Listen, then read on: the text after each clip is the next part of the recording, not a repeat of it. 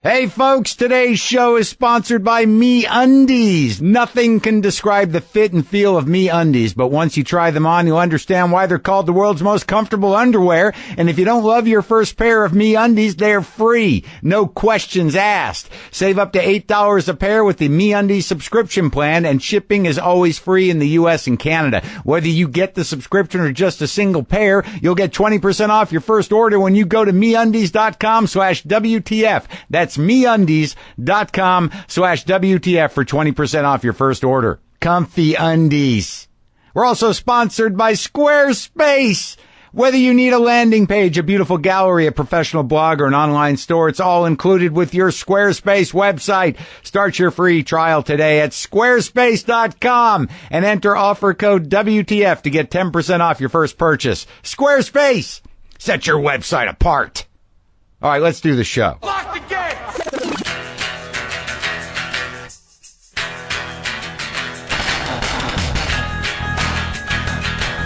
All right, let's do this. How are you, what the fuckers, what the fuck buddies, what the fucking ears, what the fucksters, what the fuck sticks? How about that one? How about it? Welcome, I'm Marc Maron. This is WTF, my podcast. Thank you for being here. I just drove back from Phoenix, where I did two shows on Saturday night at Stand Up Live, and they were spectacular. Sold both shows out.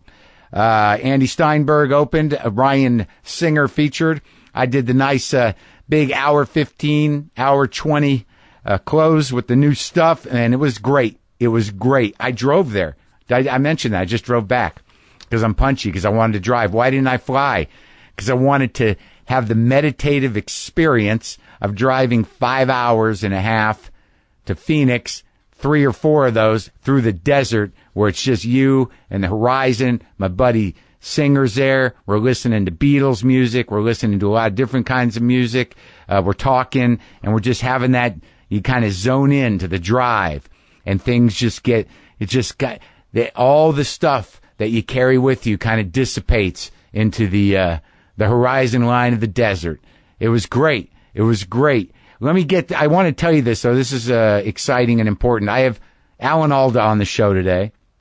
That's exciting and important. And also, you can now get my special, More Later, as a digital download. A lot of you couldn't watch it or didn't watch it or couldn't figure out how to watch it. You can get it now. More Later is available exclusively at WTFpod.com until September 1st for $7.99. So, get that thing now before the price goes up. You can go to WTFpod.com, and there's a link on the homepage as well as in the merch section. You can just own it. Own More Later. This is how we're doing it now. I'm very proud of that special, and I know a lot of you didn't see it. So here's your shot. More Later is now available. So what's going on? Yeah, I made the big drive to Phoenix, and I had kind of emotional. It's emotional, man. Some of you know a little bit about me. Some of you know more than others, but Phoenix is a relatively loaded bit of geographical for me. My first wife was from Phoenix. My former in-laws live in Phoenix. My former sister-in-law lives in Phoenix. And it's a troubling thing to me that I'm yet to make that amends. I just can't seem to pull it together. After a certain point, if it may harm myself or others, or why am I doing it, stuff, water under the bridge. She's happy. They're okay. We're all good. But nonetheless, I've gone there a lot. My brother lives there, and his wife and kids, and his ex-wife and their kids. And, it's all loaded up. Phoenix is all loaded up.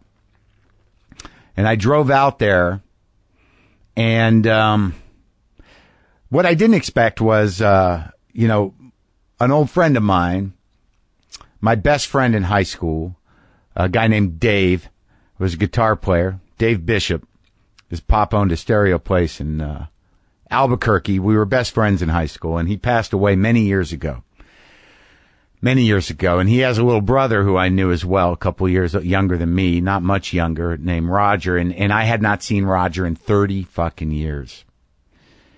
And Raj came to the show with this other kid who went to high school with me, but was Roger's age, a couple of years younger. But I used to drive them to school. I used to see them all the time.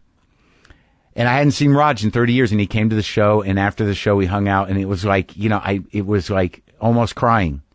it was just like I couldn't believe that you don't see someone that long, and so much has happened in each of our lives, but the essence of the guy is there, and I'm sure my essence is there, and the absence of this guy that was his brother and my best friend, becomes living in between us. And it was really fucking touching. And sometimes I forget, you just get consumed with life, and you get consumed with the pace of what you're doing and running and doing whatever it is. And then you just have this moment where you're like, holy shit, so much emotions, so much past, so much, grief that was unresolved. And it's just like in this moment, you see the person. I'm like, God damn it, man. It's great to see you. And he gave me a couple of pictures that he had of me and Dave, Polaroids. And I hadn't looked at him, from the high school. And his mom was in one, she's passed, and I knew his dad, and he's gone. And wow, man, it was just fucking great.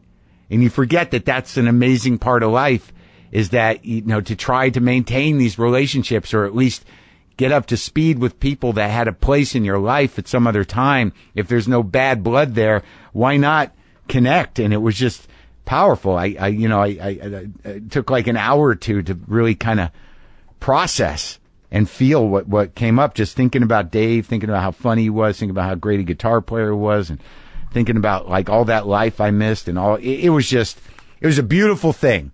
All right. It was a beautiful thing. And I saw my brother, and he's doing okay.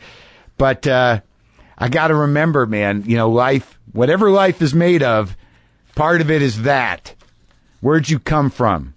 Who were your people? Are they still around? Do you have unresolved stuff? Is there some way to access those feelings again? It was just great hanging out with Roger and thinking about Dave and talking about Dave. It was, it's heavy, man, but it was beautiful. I know a lot of you have been listening to me for a long time. If you've been listening to me literally for any period of time, you know that I like music. And particularly, I like listening to music coming out of good speakers, good equipment. Love it. So, hear me out. I got to tell you about Sonos, the smart speaker system that streams all your favorite music to any room or every room. They brought it over here. They brought speakers from Sonos to my house. Now I got one in the dining room. I got one in the kitchen. I got one in my bedroom. I got one in the bathroom. And then I run the speakers that are on my other system through the Sonos box as well if I want. And right from my phone, I can access all my music that's digital and all the radio stations, everything. And the quality is fucking great. I was skeptical. I was like, I don't know, man. I got these really good speakers. So what are these little things going to do? And astounding. And you can operate them all from like your phone, and you can just have music through the house. Like you walk into one room, it's playing, then you just kind of move into another room and it kind of fades in with you. I think it's going to change my life. And I was reluctant at first, but now I can put something on, take a shower. It's playing in the bathroom. I can go into the bedroom. It's playing. I can go into the living room and the dining room, and it's playing. In the kitchen, have a cup of tea. It's playing. You're just immersed in music. You can control your music with one simple app and fill your home with just pure immersive sound. Everything is on the app. The volume control, song selection, everything in any room or every room at once. You can be playing a different song in the living room and bedroom at the same time, or you play the same song in every room in the house at once. You can go check out more at Sonos.com. That's Sonos.com.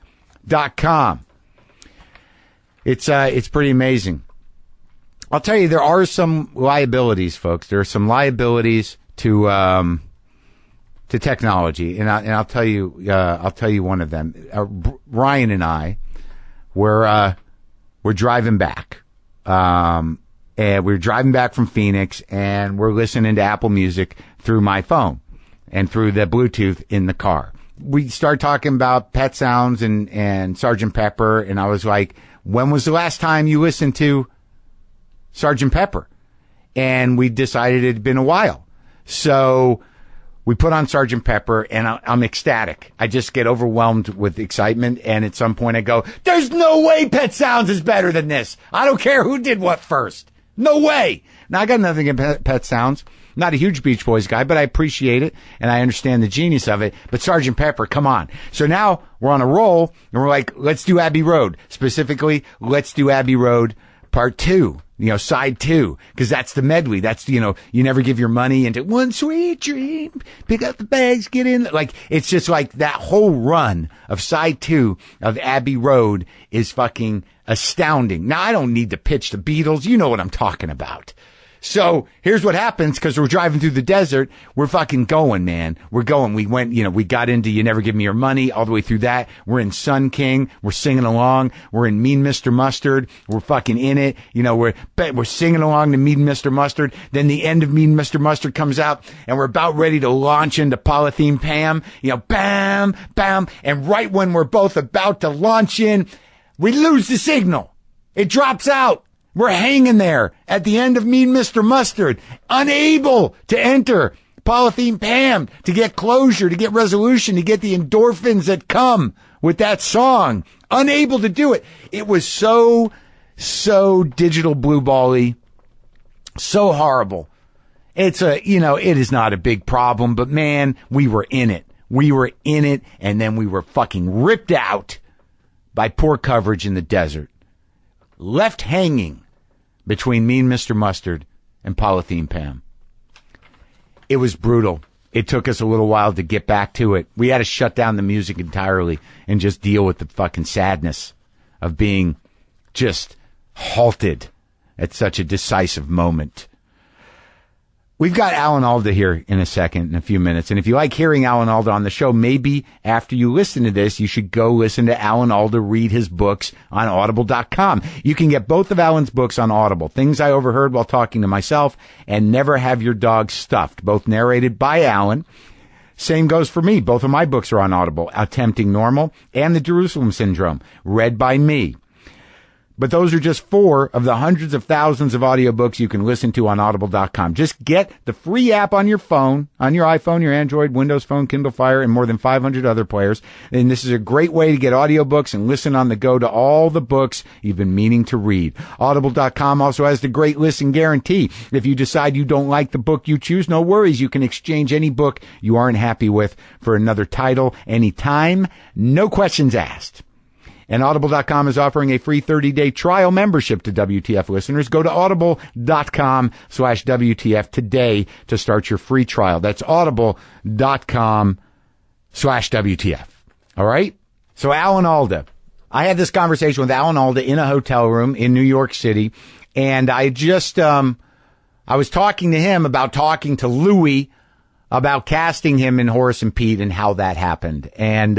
And then, of course, you know how I work. I turn the mics on in the middle of something. We kind of me and Alan enter talking here about Horace and Pete and about, Louis' casting and how that worked and whatnot. So this is me and Alan Alda talking about a lot of things. He's a very talkative guy, very thoughtful guy, and one of the great actors and a great character. So this is me and Alan Alda.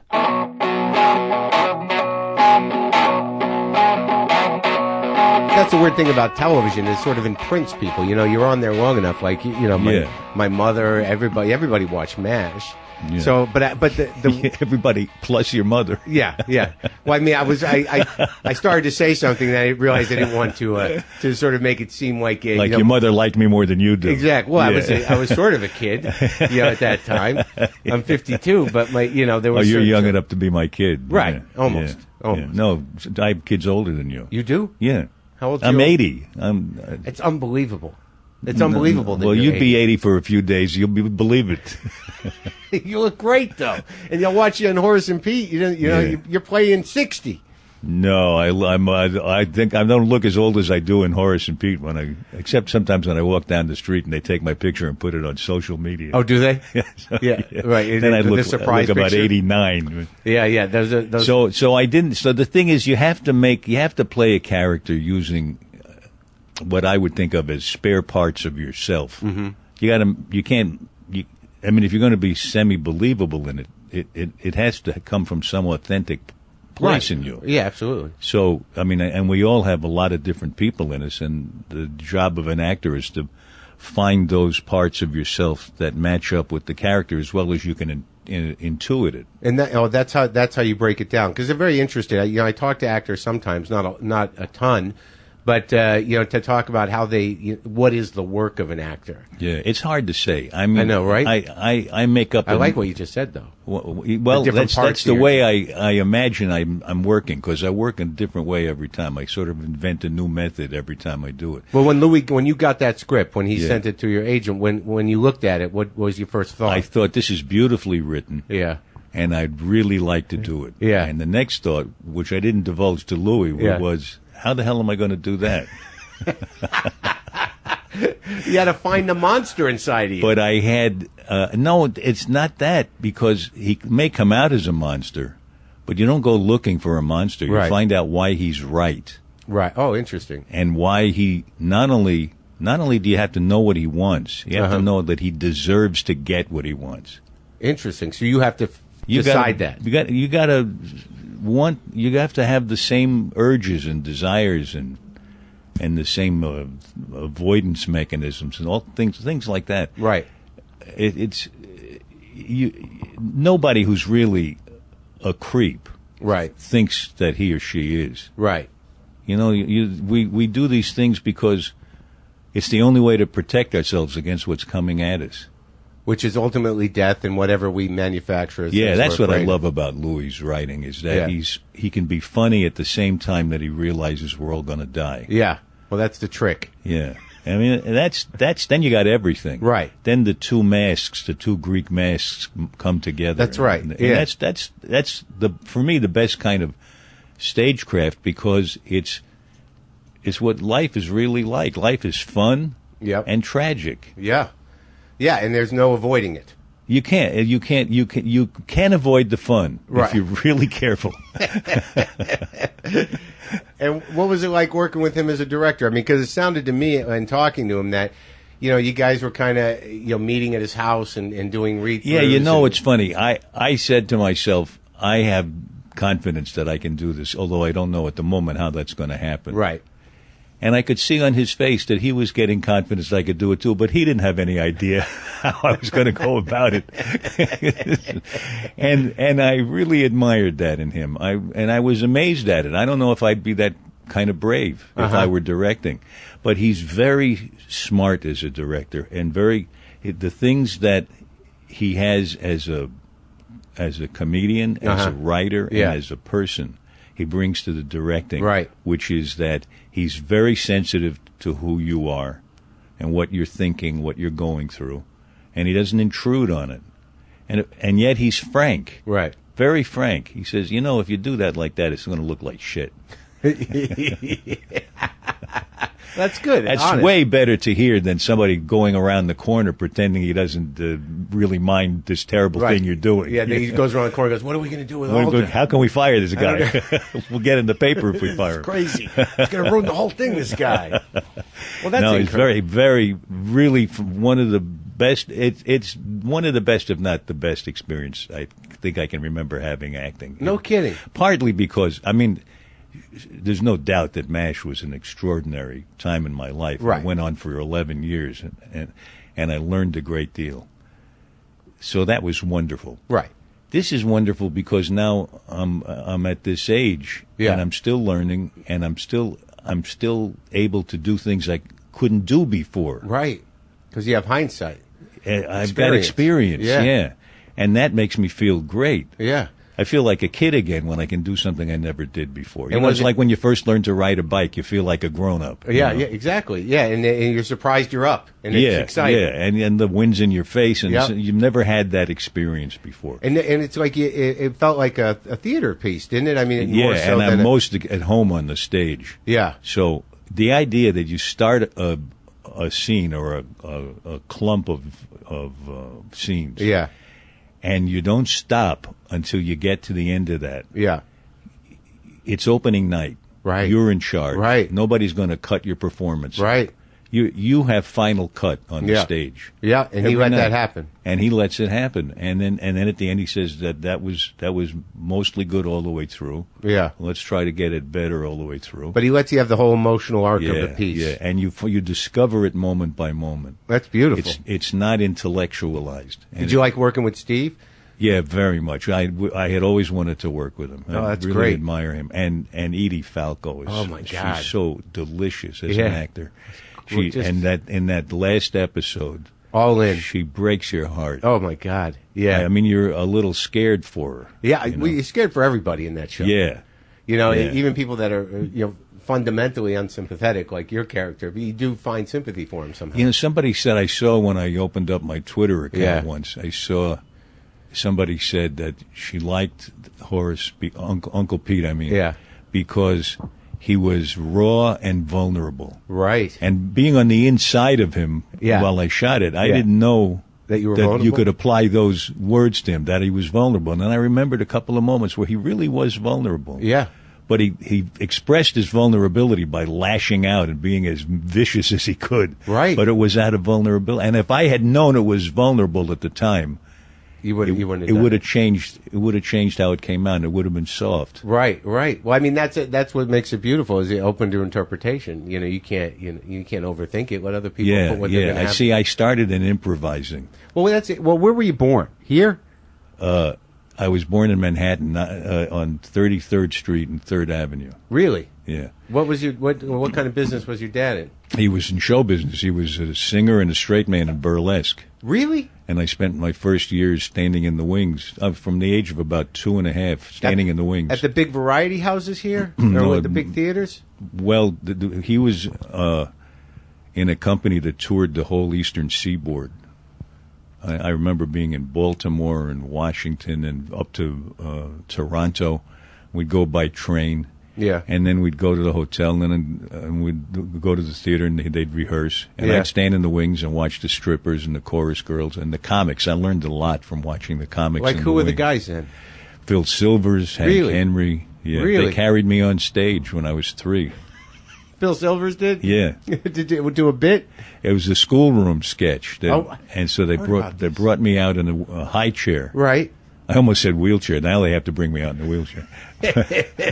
Well, soon. Not now. Mm-hmm. But it was, and their story about that was that I would ring the bell, and I had a bell on my high chair, and I would ring the bell Yeah. and blot out their punchlines. Oh, really? Yeah. You didn't know you were doing it? Didn't know. Maybe I did. Uh-huh. Were you the only kid? Was it As just... far as I know, I was the only kid. One time, my father's partner in the comedy sketches was Hank Henry, and as a joke for Hank, he had a scene where he was drunk and trying to rob a safe. Yeah. So the idea was he was too drunk to really get to the safe very Right. carefully. It was a pantomime sketch. Yeah. So they hid me in the safe Right. without telling him. Uh-huh. So when he finally got the safe open, they said, "Now you step out and you say, 'Father.'" I don't know why they thought that was funny. Did it get a laugh? I have no idea. I don't remember. But then they said, they never could let up on me. Then they said, "Now go to the manager of the company and tell him you want to get paid 10 cents for being in the sketch." He had no sense of humor whatsoever for a comedy show manager. He said, "What? Yeah. Get out of here, boy. You bother me." So he did singing too? He was a singer. He would stand on the side of the stage and sing in the opening number while the chorus girls paraded half naked. Half naked. Nobody paid any attention to my father. Yeah. And because some of those guys, I think Hank Henry and certainly Phil Silvers went on to create television in a way. Well, before that, they were known in movies. They Uh-huh. had a lot of character parts in movies. Oh, both of them? And my father went on to be a big movie star. I don't know if you know that. I didn't know that. Yeah, he played, his first part was playing George Gershwin in the film biography of Gershwin Oh, really? called Rhapsody in Blue, and he was known all over the world for that. No kidding. Yeah. What name did he go by? Robert Alda. Oh, yeah? Was Yeah. that the original name?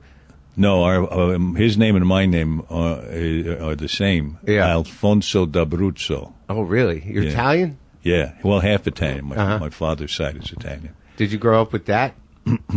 Well, I grew up thinking of myself mainly as Italian, although my mother was Irish. And was she in show business as well? She had won a beauty contest, but she was not in show business. Now, you're the only kid? Yeah. My father then remarried, and I had a half brother. I think I knew him. Yeah, a little Anthony bit. Alda. Yeah, sorry about his passing. Yeah, thank you. He was a good guy. He ran. I knew some people he knew out in Oh, LA. I didn't know that. Like Robert Zimmerman and a couple of the friends. There was a crew out there that kind of hung out that I met early on. He's a drummer, right? Yeah, he could play a lot of instruments. Yeah, He was very talented. He could write, he could direct, he could act, he could play a couple of instruments. Yeah, I think I played with him once. Oh, yeah, what do you play? I play guitar. Oh. And I think I went over to Ron Zimmerman's house and played with him. Tony, he went by. Yeah. Yeah, it's a good guy. Yeah. So now, was you destined to be in show business? Yeah, I couldn't. I mean, standing in the wings, watching him. My father did Guys and Dolls when I was a teenager. He was he's here in the city. Yeah, on Broadway. He created the part of Sky Masterson. Right. So I'd watch 2 shows a week, and it was the same experience as when I was a kid watching the comics. Right. You learn a great deal watching from the side of how you see. I love that about show business. That everything that goes on backstage, like the effort that goes in, the people that are involved. Sometimes there's animals going in and out. Exactly. You can't see any of that. Right. You can't see how it's put together. Right. When you're in the audience. Yeah. In the audience, you get the illusion created, but when you're standing on the side in the wings, you watch the illusion being created. Right. And you learn, because I used to know those people on stage really well. Yeah. And I saw how they drew on themselves. I saw how they altered the rhythms as they spoke. Yeah. It was a real education. And also, having the experience of being your father's son off stage and knowing him as a man, and then see him inhabit a character that sings and dances. Right. That must be a tremendous kind of shift. You understood that there was a skill set involved early on. Exactly. I mean, it wasn't that I saw my father doing this amazing thing. I saw how he did it. Right. I saw how he drew on himself to do it. Oh yeah. And I saw his mannerisms sometimes that I didn't admire. Oh, the bad ones? And I early on I thought I was superior to my father, who had all this experience. Like what? I was a snotty kid. What's a mannerism that you didn't admire? He used to put his hand on his belt. Yeah. Or on his kidneys or something. I don't know what part he was on the you side. Just rest it there. Where I'm putting my hand there. What would you call it? On your hip. Not quite the hip. A little above the hip, over by the stomach. Belly. Yeah. And it's like a way of holding your jacket in. Yeah. He'd make an entrance on the stage when we were going to announce something. Uh-huh. He'd start from upstage and he'd have his hand on his belly. For and he'd effect? walk. Yeah. It's like, here I come. Yeah. And he'd walk down toward the audience. Uh-huh.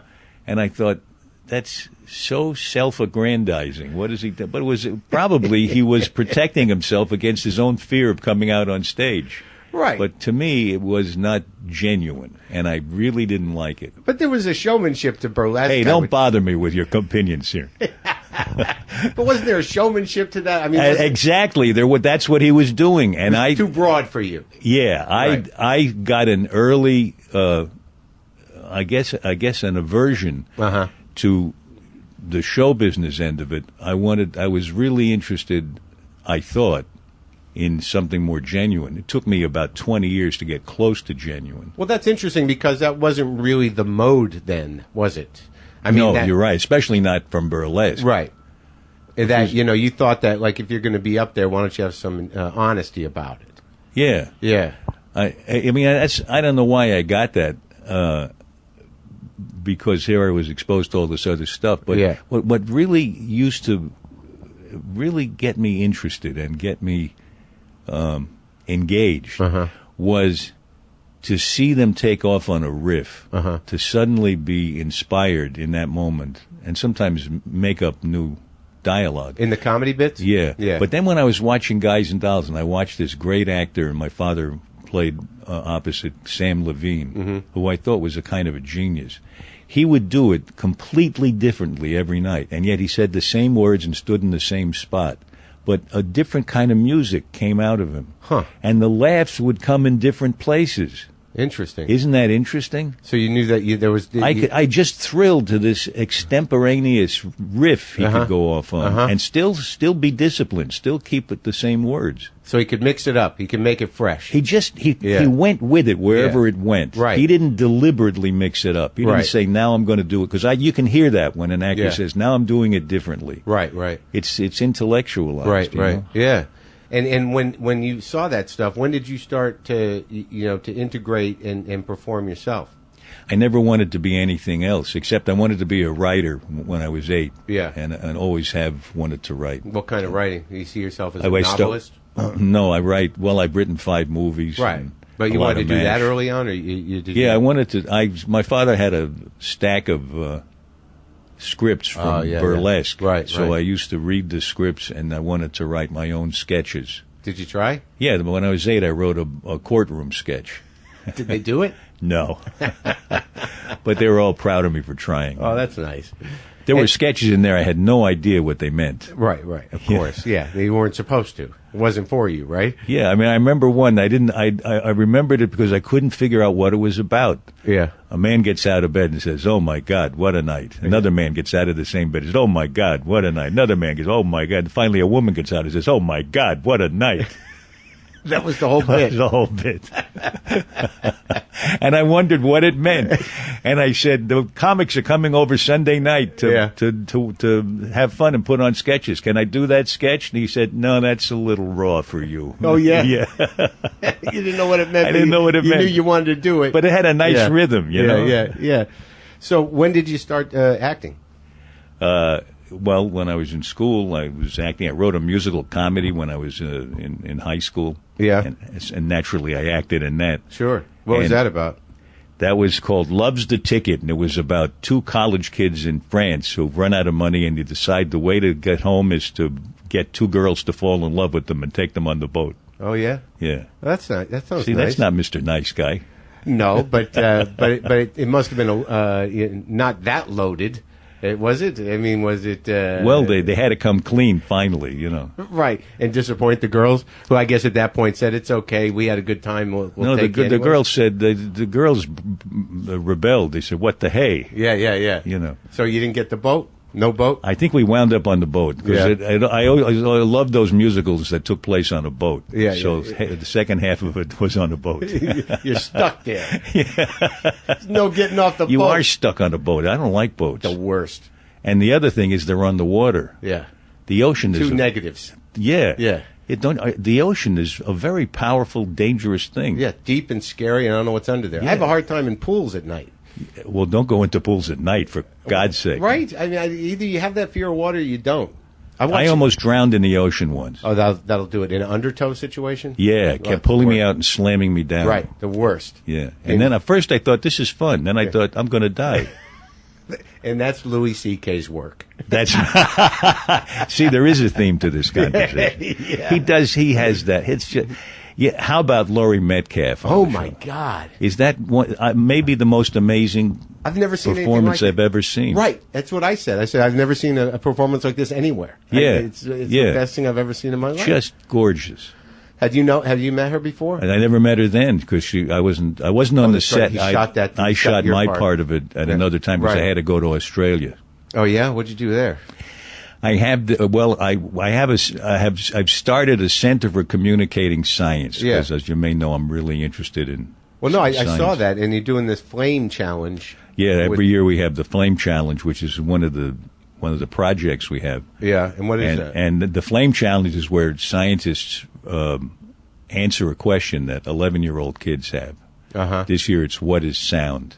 Oh, so they got to answer it in a short video or a short written piece. But the 11-year-olds all over the world are the judges of the explanation. Who wins the best? The scientist? Yeah. Oh, that's fun. That kids judge and scientists. What compelled you to do this foundation? 20 years ago, I started helping scientists make their work clear to the rest of us by interviewing them on television. Right. We did Scientific American Frontiers for 11 years. And it's a beautiful thing. It's really it's exciting to hear what they're doing if you can understand it. Right. And I was relentless with them because I took my experience as an improviser and I just had a conversation with them. And I wouldn't give up if I didn't understand it. It wasn't about tossing them softballs and letting them give me answers that they already had. Right. They had to make me understand it. Right, so you had to get to the nuances of things. I had to get the vague idea first before we got the nuances. Right. And their expression changed when I did that. When I said, I don't get it. Tell me again. Their expression changed to somebody who had to talk like a person? Yeah. They had to relate to me suddenly. Right, they weren't talking out into the Right. ineffable blue to Right. some unknown audience. They were talking to me. Right. And they had to read my face and see if I was getting it. Right, yeah. So the vocabulary changed. Yeah. The tone of voice changed. And suddenly they got a greater sense of humor. They were really, we were together. We were in it together. So I realized when the show was over, what if nobody's standing next to these guys like me, pulling it out of them, making them relate? Is Right. there any way to get them to relate to their audience so they have that same intimate approach that they had with me when Yeah. I pulled it out of them? Right. I got it from improvising. So how about if we teach them improvising?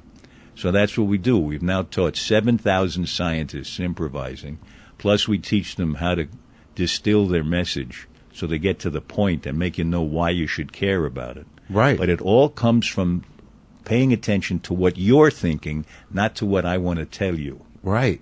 I mean, while we were talking about this just now, Yeah. I saw your eyes open up and I saw you lean forward. I saw I had made a connection with you. Yeah. Up until then, I saw I hadn't because I was still trying to find the way to get to you.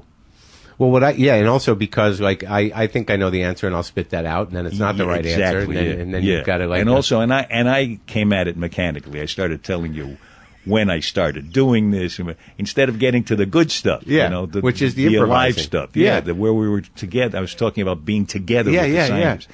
There's such a difference between that connection and not having the connection. Right. And sometimes when they're starting to work with a scientist, say, because they're busy, they have a lot on their dish, you know, Sure. and they say, well, why am I doing this exercise? How's this going to lead to improvise? How's it going to lead to communicating science? Say, we say, stick with it, and we keep reminding them. What kind of improvising do you do with them? We used Viola Spolin's work? Nope. She, about 75 years ago, she started creating this kind of improvising that's very pure. It's not comedy improvising. Uh-huh. And the basis of it is to make a connection with the other person, just what I've been describing. Yeah. And your point of concentration is not on yourself, not on how am I doing, am I funny, am I smart, am I witty, Yeah. but it's sharing the moment with the other person. Yeah. And when that happens, you lose these protective measures you take to protect yourself against being watched while you're on the stage.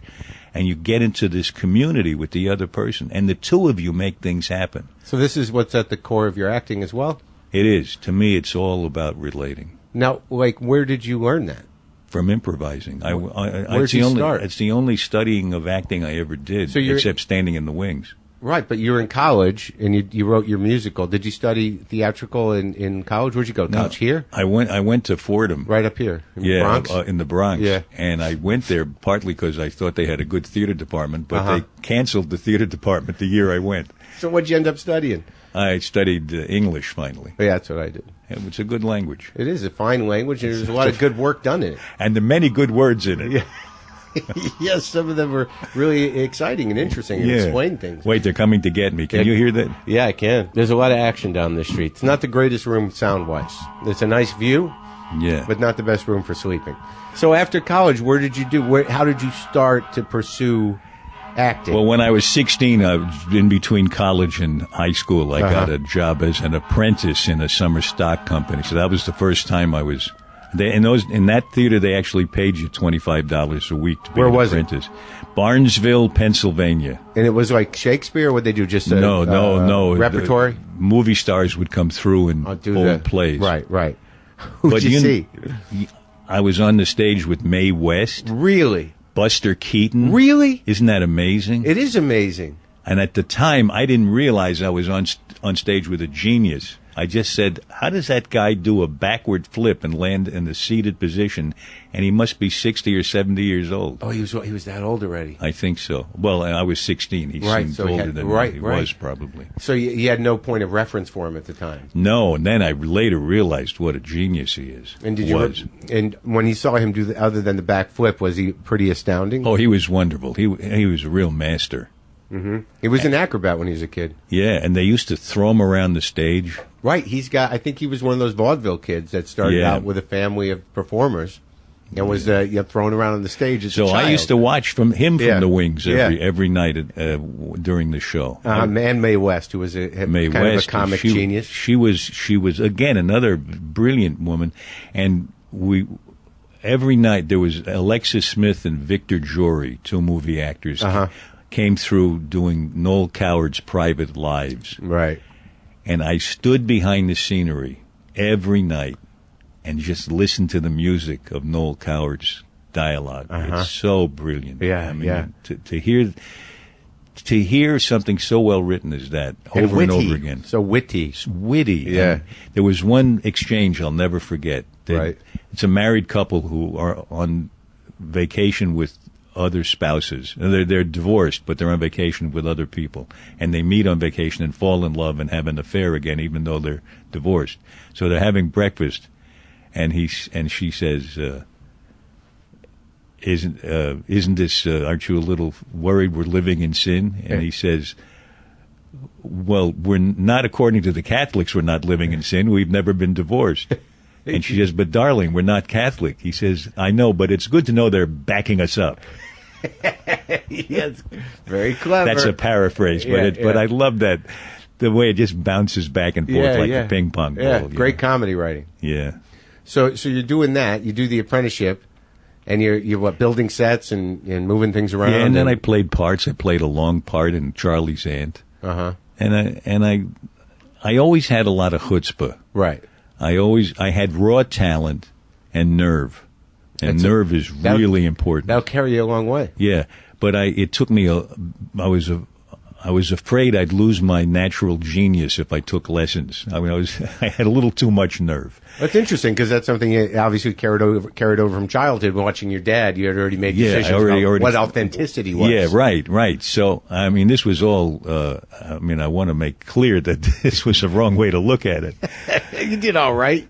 Well, but what I thought was my natural genius turned out to be obnoxious mannerisms that took me 20 years to get rid of. Oh, yeah? Yeah. But I got rid of them by hook and by crook, mostly. So what'd you do after that? Where'd you go?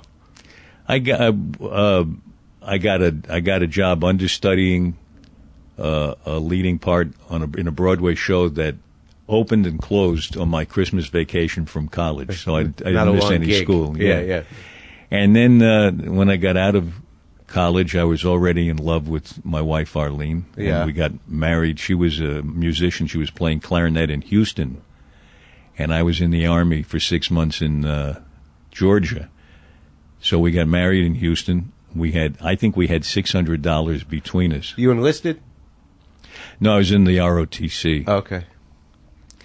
And then when we went to New York, and I spent the next 8 or 9 years trying to get some kind of work. And I was all kinds of things when I couldn't work as an actor. I was a doorman and cab driver, sold mutual funds, mostly to myself. Right. Just show the boss I you just were doing couldn't it. resist the sales talk. Yeah. I'm so good. Yeah. I'm really good at this. I bought another bunch. So, and little by little, I got more jobs and got a little better at what I was doing. Yeah. Where'd you learn the improvising? Along the way, around in there, I worked with Paul Sills, who ran Second City, and he had a workship. And Here? in New York. You never went to Chicago? No, I did Second City a little bit here. I did Compass in Hyannisport. Were they? Oh, they had a traveling troupe, the Compass? It was just a summer show we did in a cabaret in the basement of the hotel where John Kennedy gave his press conferences. And that was sort of improv driven, wasn't it? That was totally improv. With all the sketches in the first hour of the show were derived through improvisation, but they were set sketches. Then I would take suggestions from the audience, and we had during the intermission, we'd say, "Okay, let's take this suggestion. Let's do it. You play that character. Wear this hat. I'll do this." And we'd do total spot improvs for the whole second act. Right. And that was with no training. That was just guts improvising. Well, that was what you were good at, you said. Well, I had nerve. Yeah. Yeah. So we'd mush our way through these sketches, but the whole purpose was to get laughs and get to a blackout that would deserved Right. the lights going out. And the guy in the lighting board has to be sensitive to when that is. Or sometimes we just step off stage and throw the switch ourselves. Oh, really? Yeah, we've had enough of this. And scene. The guy just left to shut the lights off. Yeah. But then after that, I took those real serious classes with about based on theater games, and I really recommend that to young actors now. With who? I think it's Who'd you take with? Paul Sills, and Okay. sometimes with Viola Spolin. A couple of times she came in. But you somehow or another you managed to avoid the more method driven. Yeah, that's why I make up my own method every time I act. Right? Were you off put by that? Because No. I admired those Yeah. actors. I thought Brando was brilliant. I over the years, I think I've seen some of the same mannerisms, same kinds of mannerisms among those people from that school that they were replacing when their new kind of authenticity came in. Well, everybody becomes a collection of tics eventually. Yeah, I think it's one of our jobs to try not to. I think you're right. It's very interesting as some of those guys get older. You see that there is something they fall back on physically. Yeah, I mean, if you look at movies for when that style of acting was most popular, Yeah. and a woman, an actress, sees something that affects her, she puts her hand to her mouth Yeah. as if I'm about to cry. Right. I've almost never seen anybody do that in life. That's true. It's almost like what they were replacing, which was the Del Sarte method, where you hold your hands up to avoid some awful thing. Hold Right. on, put your hand on your head. Yeah, I can't take any more of this. And there are these gestures that are supposed to convey something. I mean, it's really interesting. I mean, it's how you act, how you can act believably for your generation. Yeah. Well, there's a couple of guys. Strange question. Those method movies, or at least the actors like Montgomery Clift and James Dean, and certainly Brando, they all seem to be sort of constantly squirming. Yeah, well, I think that came out of a decision to be aware of their own body, their own space, which was very successful in many ways. And I said a second ago, it just occurred to me to say, to be believable to your generation. Yeah. Your generation has just seen the past generation's acting, and you have a new way of looking at things, and people will emerge who are convincing to you, but they may not be convincing to the next generation. Right. Or even to the generation before them. Look Yeah. at these kids. Yeah, what are they don't know doing? what they're They don't know what they're doing. Can't even speak up. Yeah. That kind of thing. I can't understand that kid. Sometimes I have trouble understanding the other actor because they don't talk as loud when they're acting as they do when they're ordering pizza. It's weird, right? Yeah, I don't get it. I mean, like sometimes some actors, I guess they know they're being mic'd, but on stage you would think they would project. Well, there's a I think a feeling that if you on camera especially, if you do nothing, it's better than doing something. Do you believe that? Well, I don't think in life you ever do nothing. I think you're always trying to achieve something. In every moment? All the time. Yeah. I mean, even if you're catatonic, you're trying to avoid the pressure from the outside. Right. I'm probably now trying to impress you with my sense of art or something like that. I like it, yeah. But I'm also trying to find the right way to find the words to do it. We're always trying to do something. There's all kinds of things when you're ordering coffee in Starbucks. Right. Some part of you is just getting coffee. Some part of you is trying to find out something about the person behind the counter. Are you really paying attention to me? Did you hear what I said? Things like that. Right. Things going on that are active. Yeah. And so if you just mumble, I'll have the latte. Yeah. Not wanting anything. You're intentionally doing that to counteract something that I think in true. one way it sounds more real. Right. But in another way it sounds lifeless. Right. And that may be okay for some audiences because It's like radio. Your imagination puts the life in it sometimes. Yeah, people bring their own stuff to every role. You know that story about, I think it was Eisenstein, the great director in Russia. Yeah. He made a movie where he showed a man in a window. Yeah. This is the first example of editing. A montage, yeah. Yeah. Yeah. Showed a man in the window looking at, and then he was looking down at the street. Then the editor cut to what he's looking at, a baby in a baby carriage. Right. And they cut back to the guy looking. Cut back to violence happening in the street, a fist fight. Cut back to the guy. Cut back to a young couple kissing. Cut back to the guy. Right. Somebody watches the movie and is supposed to have said, "What a brilliant actor." Yeah. How sensitively he reacted to each of those different scenes. And it was the same shot. Yeah. His expression never varied. It's a great trick of motion pictures. Yeah, and that theory is probably behind doing nothing. Because they'll save it in post. Well, doing nothing can be interpreted in so many ways by the audience. Right. Just like the guy in the window. But not in a live theater situation. I mean, this is just film acting. You need a little more energy on stage anyway. So you've been able to manage a very prolific show business career as an actor, being here on the East Coast. Yeah, I mean, when did you start doing the movies and bits of television? Well, I was still in my 20s. Yeah? What were the first gigs? All little nothing parts that little by little grew big. Actually, one of my first parts was a good part on the Bilko show with Phil Silvers, who had carried me on stage. Did he remember that? Yeah, he was very avuncular with me. He was very, very kind. He was a real character, huh? He was brilliant. I thought he was a really funny guy. Yeah. And a very sensitive guy, and when he would open in a show, he'd get laryngitis out of nerves. Oh, really? Yeah. Yeah. Do you have any experience of that? Do you get nervous? I don't get nervous, but I lose my voice often. You do? Yeah. I think it's partly because in the Army, when I was 21, I got partly deaf in one ear.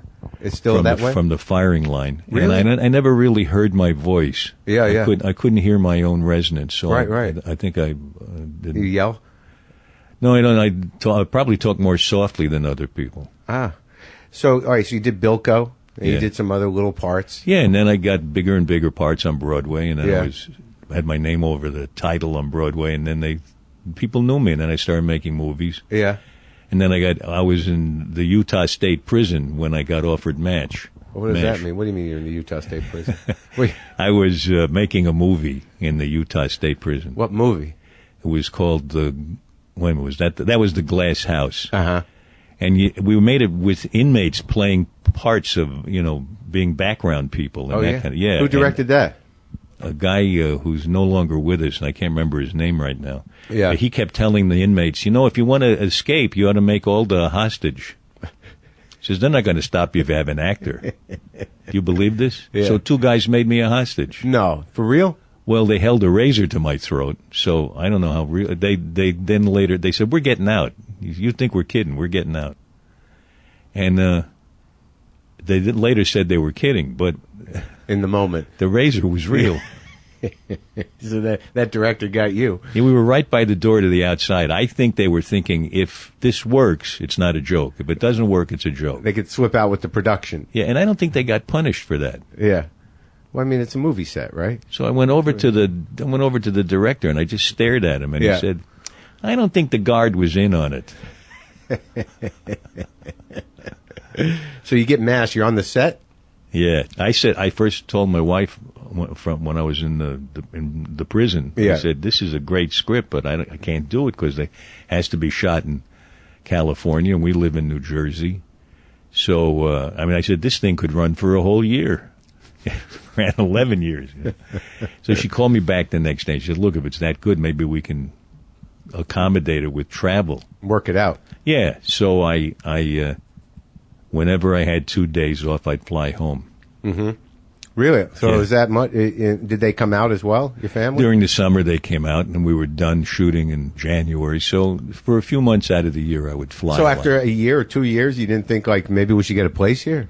No, we got a place, but the kids were in school in New Jersey, and I didn't want to move them. They were just entering puberty, and it was their time to go to make their own world, not to be transplanted. Well, that's generous. Good parenting. Well, that as it turned out, I went to the trouble of traveling, and they thought, hey, he's never here. What is this? You can't win. Because I'd get there Saturday morning, you know, right, and be groggy, and I'd take a nap, and they'd say, "Okay, see you. We're going out now." Right. So you weren't there, and you're doing the right thing for them. Yeah, but it worked out great. They all turned out okay. It's now a family tradition to travel to be together. Oh, really? Yeah. They're all nice. over. Everybody sees it that way. How many kids you got? 3 daughters and 8 grandchildren. Oh, that's great. Yeah, it is. You love it? I love it. It's great. Yeah. What about you? Are you married? No, I blew it twice. No kids. Oh, really? No, and nothing. Huh? No, I'm special like that. I'm a special kind of asshole. You know, when you're 52 and you don't have children, somebody's right. Well, I'm sorry to hear that. I'm okay with it. But it's not too late. 52 is still young. That's what I hear, but I'm starting to think, like, well, is that something I really need? Is something I need to do? Well, if you don't think you need to do it, keep away from it. Yeah, that's what I'm thinking. thinking. You can destroy about 18 people. That's right. Yeah. Repercussions for generations. That's right. Yeah. My brother has 3 kids. He did what we needed to do. Yeah, leave it up to him. Yeah, let him do it. Poor guy, slaving away, traveling, flying on planes. Hard. Sounds hard. The thing is, I had a friend once who said... Yeah. Because I had made the mistake of saying, I don't think you really know who you are until you have kids to show you who you are. I heard that too. So he said, I want to have children. He had never had children. So I want to have the experience, he said. I said, wait a second. It's not an experience. It's a life sentence. Yeah, right. It's a responsibility. Yeah. But you enjoyed it. Oh, God, yeah. It worked out. Yeah. I'm one of those people. I love babies. I love children. Yeah. And it gives me a lot of pleasure to pass them on the street and look at them. Yeah. It's a beautiful thing. I don't know. I never had that thing in my head where I had to have them. I think maybe I'm too selfish or I'm too nervous. So it's so good that you didn't. Yeah. Because then now you can spend your time doing what you want to do. And there are plenty of babies in the world. There's no shortage of kids. We have a young couple who are relatives of ours, cousins, who are perfectly capable of having babies, but they've adopted 2 because they want to help some of the babies that don't have anybody. My brother adopted 3. Yeah, it's a beautiful thing. Nice? That's great. It is. It's really something. So you're schlepping back and forth. You're doing MASH, and it's a huge hit. You're working with Larry Gelbart. Yeah. And what was that relationship like? He was great. He was such good company and such a wit. I often think about the wit he had because when he said something, he had never heard it before, and he would smile at it too. But I thought, like all of us, he must have hundreds of lines going through his head. But he only says the one that's really good. Yeah, and he comes from that amazing writer's room of the show of shows. And all brilliant people. Yeah, that must have been a big change for you. I mean, to go from New York show business to L.A. show business and see how that whole machine works and see how that all kind of transpires out there, right? I mean, you'd never done that type of television before, right? No, although I hadn't done a show as far as I can remember. I had never done a show where every day you go into work, right, and you work long hours, and however the show turns out, you got another one to do the following week. Mm-hmm. That was an unusual experience because I'd come from years of not knowing what my next job would be, and now for 11 years. I knew exactly what the job was, and we all devoted ourselves to the job and to one another. When did you know that it would be picked up year after year? Was there a deal made after a certain amount of time where you just knew it would be renewed? No, at the end of the first year, we were successful enough that we knew we could keep going on, right, for a long time. And when you say that you didn't know where Hawkeye came from, in retrospect, where did it come from? I was standing in the shed, in the aluminum shed on the compound. Yeah. Waiting for the first shot to take place. Where was that shot? Out somewhere? The exterior shots were in the mountains in Malibu. Right. Same place the movie was shot. Yeah. And I'm standing there in the shed by the door, and all I had to do is just a silent shot. You just have to walk across the compound. And I'm thinking, this is the first time I'm going to be Hawkeye. And I still, after 10 days of rehearsal, I still don't know who this guy is. Yeah. How am I going to do this? And I hear outside, quiet on the set. And I'm thinking, it's getting close. Yeah. And then they hear, scene 1, take 1. And the clapper slaps. Yeah. And the guy says, action. And I say, well, I got to go out that door now. And I open the door, and I walk out on the compound, and there's a nurse coming toward me. So I just reach out and grab her around the waist and pull her to me. Yeah. And she gives me a pat, and she walks on, and I think, geez, that wasn't so hard. I'm Hawkeye. God, that was it. Yeah. I mean, I wasn't supposed to grab her. I just reached out for her. That was that improv impulse. Yeah. Yeah. So I jumped into it. Some things you jump into, and some things you agonize over and sort of ooze into, and sometimes you agonize over and then jump into. And when you saw these scripts, as these scripts came out, when you had that Gelbart sort of timing, and you were obviously the comedian. Yeah. Of the whole enterprise there. Yeah. And you're playing off of Wayne and whoever. But, did you, someone mentioned to me that maybe, Groucho had some influence on you. No, Have just you heard that? Yeah. Just as a gag, sometimes I would read some of the lines with a Groucho rendering. Uh-huh. And at one point, as a joke on a joke, Larry wrote a whole episode that sounded like it was narrated by Groucho. Did anyone know that? And that? I did Groucho. Oh. And people said to Larry, how'd you get Groucho to narrate that episode? No kidding. Yeah, so I must have been okay with it. But I'm not a fan of the Marx Brothers movies. Right, yeah. For me, they're a little too silly. Too slapstick, yeah. Yeah, they don't quite make me laugh. But what about Groucho's wit in general? I loved him when he did the talks, the quiz show. Sure. What was it called? You Bet Your Life, was that it? Yeah, I thought that was he was really funny when he did that. Now, in the shift in MASH, because this is where, how did that all happen? You'd done, 6 or 7 seasons before you started directing? And No, I think I started at the end of the first season. Oh, really? I think so. I wrote the first script at the end of the first season. So I don't know, maybe it was a second, I don't remember. Was that exciting and for I you? and I loved it. I learned a lot. Yeah.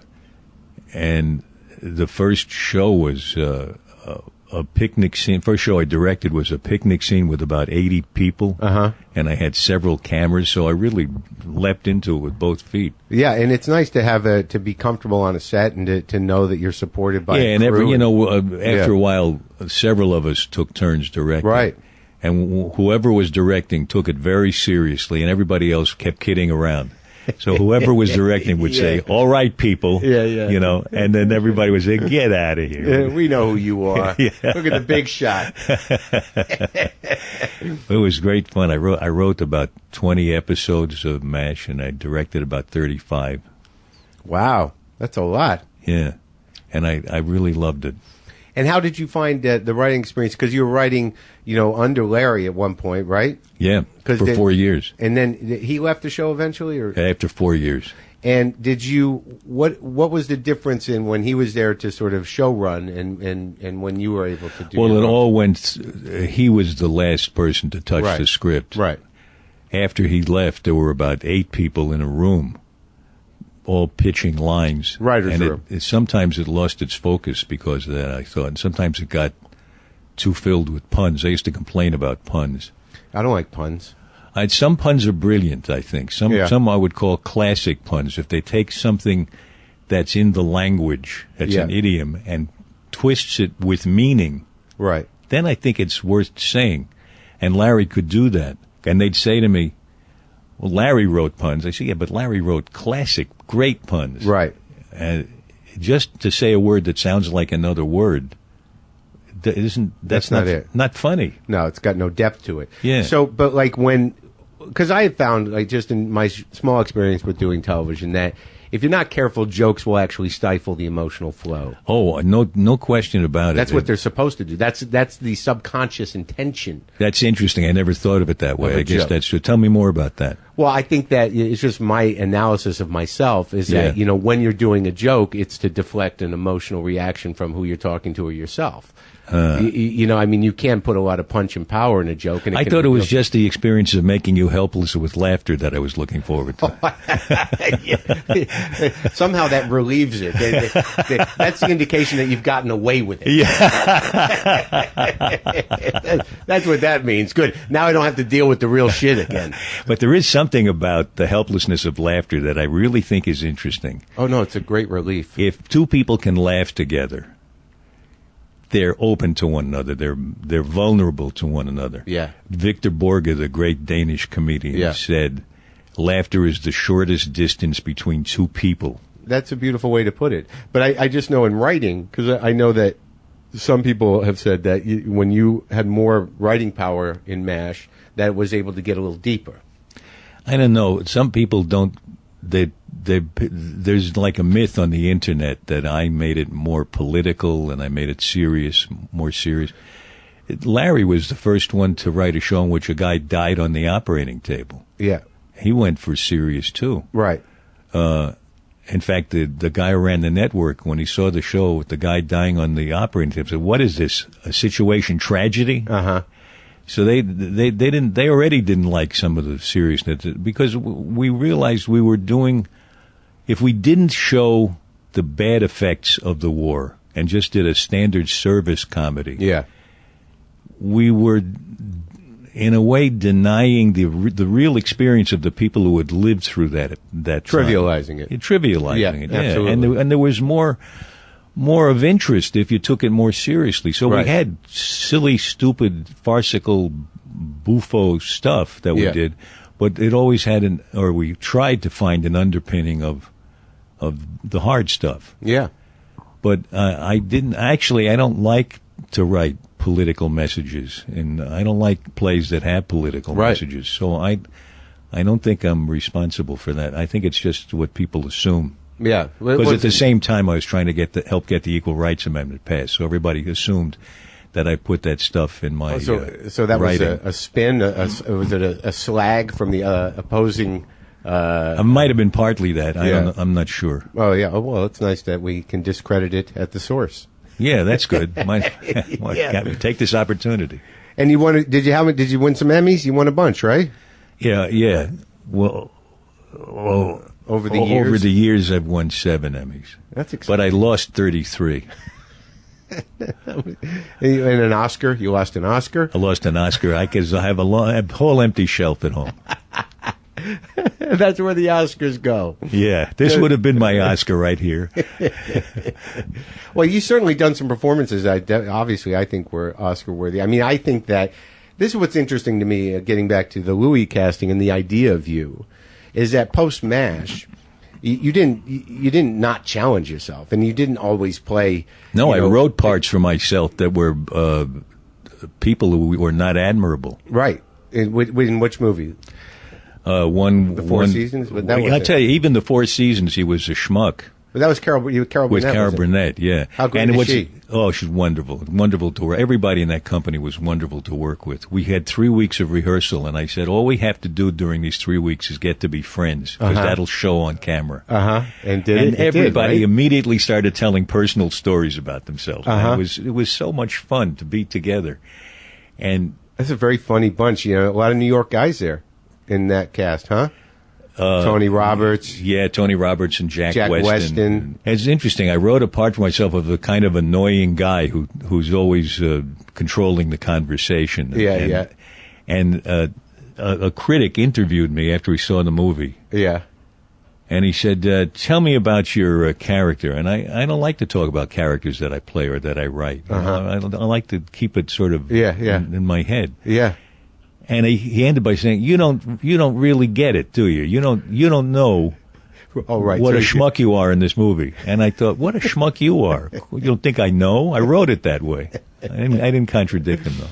Oh, and Sandy Dennis was in it. She was wonderful. She's amazing. And okay, so when I took the movie to China, yeah, I showed it to Chinese audiences. Yeah, and somebody came up to me and said, "How did you get that woman with no acting experience in the movie?" They thought that Sandy Dennis was so believable that she was just somebody off the street. Really? Well, she kind of had that, huh? Yeah, she was totally credible. Every moment was believable. Is she a method person? I think so, yes. I mean, that was an example of how well that can work. Yeah. And also like in like Crimes and Misdemeanors, which is I think is that's his best picture, I think, and one of the best pictures in America. Ever. Like I went through a period there where I couldn't shut up about it. I was like, you know, how is this not being heralded as one of the best movies ever made? It's a fucking some people say that, but not enough in my opinion, because I think it's got everything. The serious story is a very unusual theme. Has a very it's everything that he was working towards. You know, that balance of comedy and tragedy. The comedy is very human comedy. It's not sketch comedy. Right. And it blends perfectly with the dramatic story. And it's a tantalizing story. To me, the basis of it is, if you do something really terrible, are you plagued by guilt the rest of your life? Or is it possible to just shrug it off? Well, it's so funny with him because, you know, being, you know, just from reading his writing and sort of knowing that he read like the Russian literature and, you know, and Dostoevsky and stuff, and that there's this horrible thing eating at you for life. It's like an answer to that. Yep, it is. It's pretty fascinating. And working with him, how because I've only talked to a few people, but I get the sense that he hires people that he knows can do the job. He's sort of a little hands off, huh? I guess. Well, he does. In those days, anyway, he never spoke. Right. I made 3 movies with him. You and I have now spoken more than we've spoken in those 3 movies. What do you think that is? Do you think it's? I think he's just uncomfortable talking to people, and he doesn't like to see things over and over again. So he's made these 2 things the hallmark of his directing style. If you shoot close-ups, you have to shoot the same movie 3 or 4 or 5 times. Right. So he does everything in master shots, almost entirely. So he only has to see it once.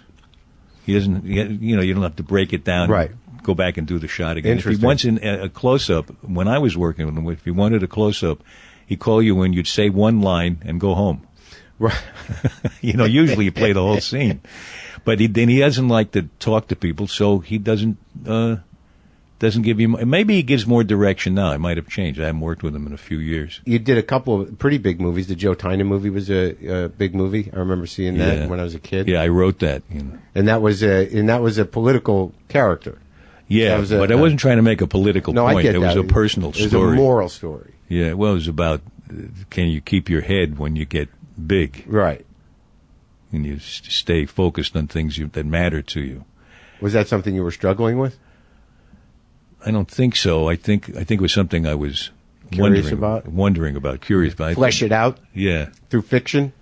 Yeah. I don't think. I don't know. Maybe maybe unconsciously came a little bit from the fact that I had teenage daughters and I was away working a lot and trying not to be drawn too far away from them. Yeah. But I don't think I did that consciously. Oh yeah.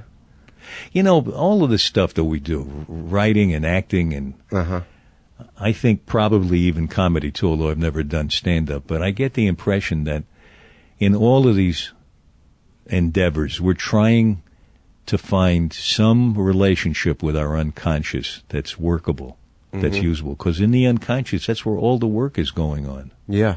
You know, brain scientists have told me there's what they call the default mode. Yeah. Where you don't think you're doing anything. You don't think you're focused on anything. Time is just drifting by. Right. You might be driving a car, or you might just be sitting staring out the window. Yeah. If you were in an MRI machine, a functional MRI machine, where they can watch what's happening in your brain right now, they'd see all kinds of activity during that default mode when you think nothing is happening. Yeah. That's when the machine in the background is churning out answers to questions and problems and sorting things out, figuring out what's the best course to take. Yeah. And I think that when we sit down to write or we get ready to do a performance, we're getting in touch with that stuff in the background, letting the stuff come out, which is why I think improvisation was so important to me, because it put me on a path to that. You not only get connected with the other person, you get connected to your own inspiration. Oh, yeah, it's amazing. I mean, I do all my comedy writing through talking it through on stage and waiting. It comes to you. Well, yeah, sometimes things are okay. They're funny enough. And then all of a sudden, out of nowhere, and I'm so thrilled by that moment where you say something new and it becomes the punchline of the thing. And then it becomes your act. That's right.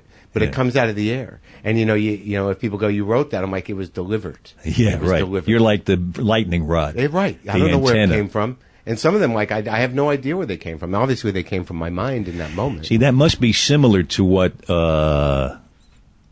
famous scientist said. I can't remember his name right now. He said, inspiration comes to the prepared mind.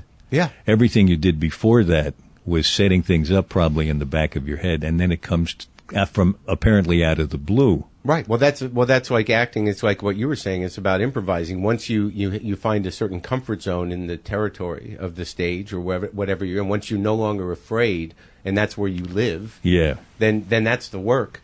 Right. Like if you go up there and say, like, I'm not afraid of this, and I have an audience, something's going to happen. Right. Right. Even if it's not great, it'll be compelling. Yeah, and it all, to me, comes from the fact that the whole process is associative. Yeah. When we remember things by associating them with other things. Yeah. And I think we create things in the same way.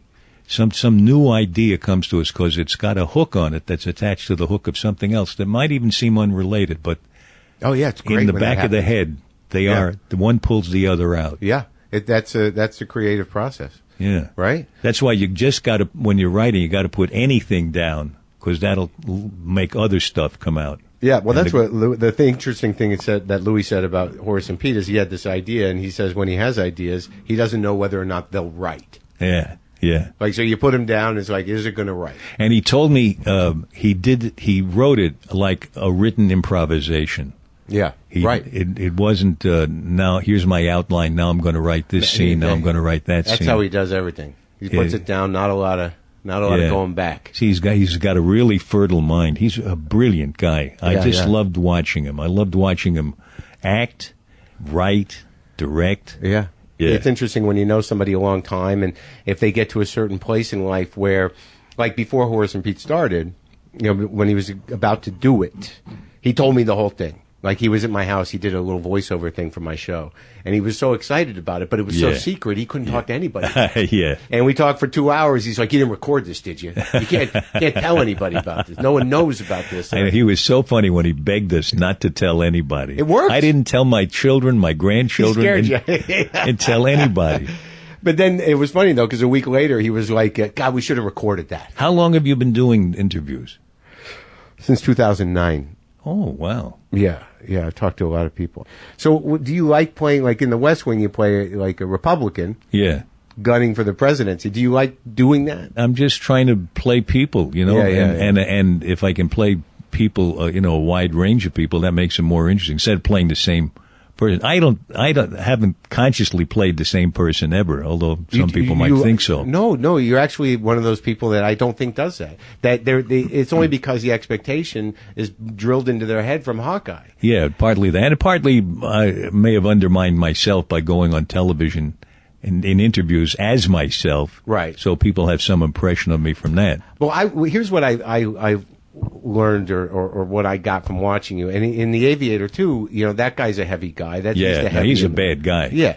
And that's and it seems to me like what you were saying before about finding these people within you is that, you can make a few different decisions within your own sort of personality that completely change the emotional direction of who that character is. Like, I still see Alan Alda, but I don't think of you as Alan Alda in any of those parts.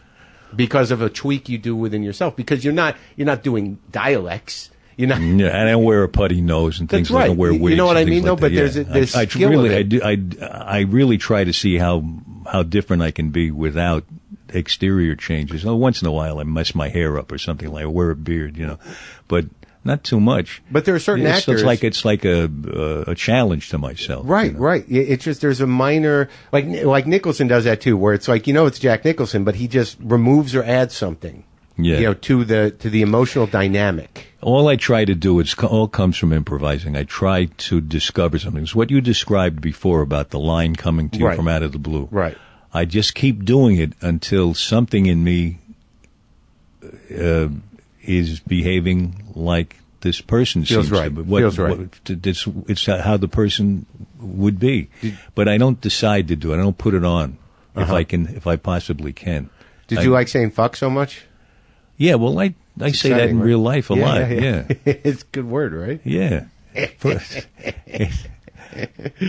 So in terms of like, do you enjoy comedy better, or do you just do whatever is going to come? Well, I love making people laugh. To help raise money for this, the Alda Center for Communicating Science, I go out and talk for an enormous fee, and the whole fee goes to the center. Right.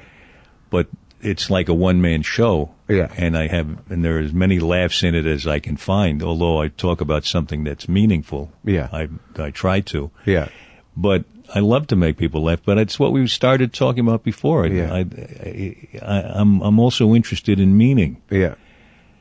So, I mean, that's why I never really got off on the Three Stooges. Yeah, I'm not a slapstick guy either. It needs to hit me a little And I recognize there's a tremendous amount of skill in slapstick. Oh, yeah, definitely. When someone's a good physical comedian, it's astounding. I mean, like, I love Buster Keaton, and I love so much of Chaplin. There's some guys that can do it really well. When Ben Stiller puts his mind to it, he can really do physical comedy. He's a he's a wonderful actor. He's got a lot of sides to him. I have a tremendous envy for people who are naturally physically funny. Like, there's certain guys that can just stand there and be funny without doing nothing. Yeah. And it's like it's a gift. It really is. Yeah, like Gleason. Yeah, he was like a genius. Yeah, it's just he could just do flat out sketch comedy, and then act a part in a movie. Yeah. Where he was a heavy, right, and totally believable. Right, it's rare. Moment to moment believable, and there was no sense. Milton Berle was a funny guy, right, but when he played a serious part, he put a mute on himself. Right. And you could see him muting his comedic instinct. His impulse. Yeah. And he wasn't the person he was trying to play. He was Milton Berle with a mute on. Exactly. Yeah. And Gleason didn't have that. Gleason could be the person. What do you what do you want to direct more movies and write more movies? No, I don't want to direct anymore. I didn't have a good time the last time I directed. Which was that? Betsy's Wedding. No good? I didn't enjoy it. Yeah, what happened? Yeah. Never mind. Okay. or Studio issue. I should use that what a young director used when he was asked about an actor he didn't like working with. They said, "Was he hard to work with?" He said, "I don't remember." But what about writing? Well, I write books now, and I wrote a couple of plays about science. I wrote a reading for the stage about Einstein, and I wrote a play about Marie Curie, and I'm working on a book now. Oh yeah, about your life or a fiction? No, it's about what I think I've learned communicating science, but how it applies to everybody. Yeah, this is like your mission right now. Yeah, I mean, I love acting and writing, and I still do that. Yeah, when I felt so lucky to meet with Louis. Yeah. And do Horace and Pete. Yeah, because that's like my ideal thing. Yeah. To have this chance to come in and do something hard and work with brilliant people. It was great.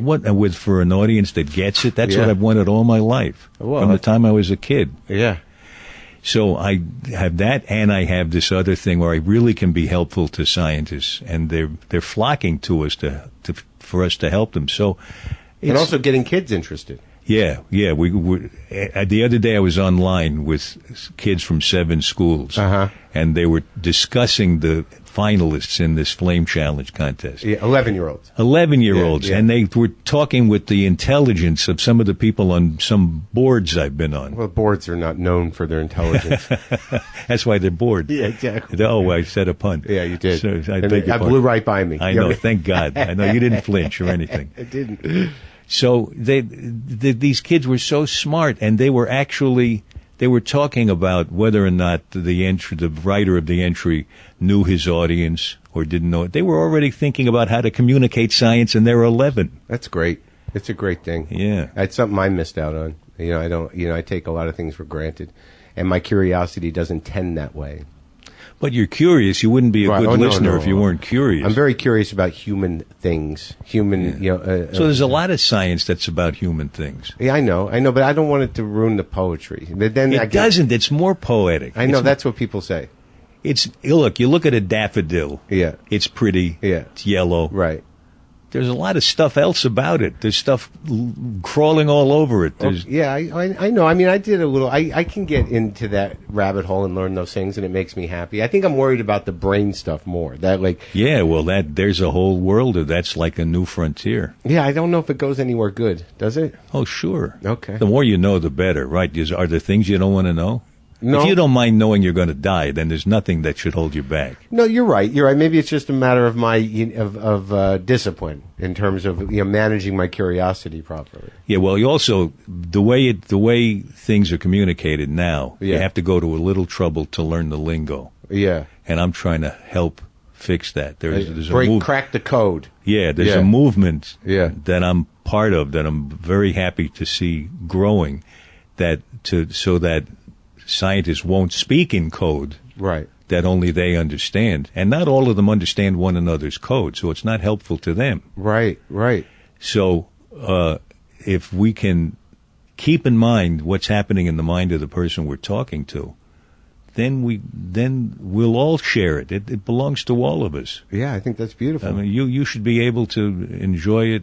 A daffodil all the way through. And your brain. Yeah, I think you're right. I think maybe I'm being willfully ignorant just out of laziness. Well, somebody will excite something in you. Oh no, I get. Yeah, I can do that. I can get excited about stuff. Yeah, in science. I'm going to try. No, don't try. It'll come over you the same way the joke does when you're out there on stage. All right. Well, thanks for talking to me, Mr. Alda. Alan, come on. Alan. After all this time. I know. I mean, we've been in that bed already. Together. I know. It was unmade, and you still laid in it. Thank you, though. Thank you very much.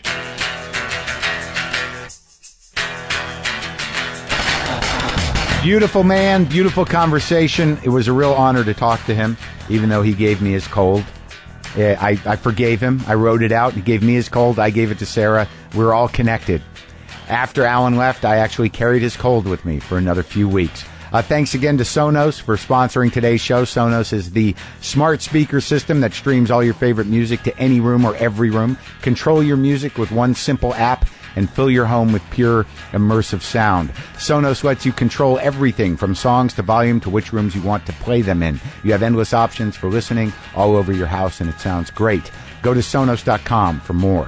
Sonos, SONOS.com. Also, go get my More Later special if you'd like. It's there at WTFpod.com until September 1st for $7.99. After that, it's going to be up on iTunes for a little more. There's a link on the homepage as well as the merch section. Great. Tired. Made the drive. I think I'll play a laid back guitar. Maybe. Hold on.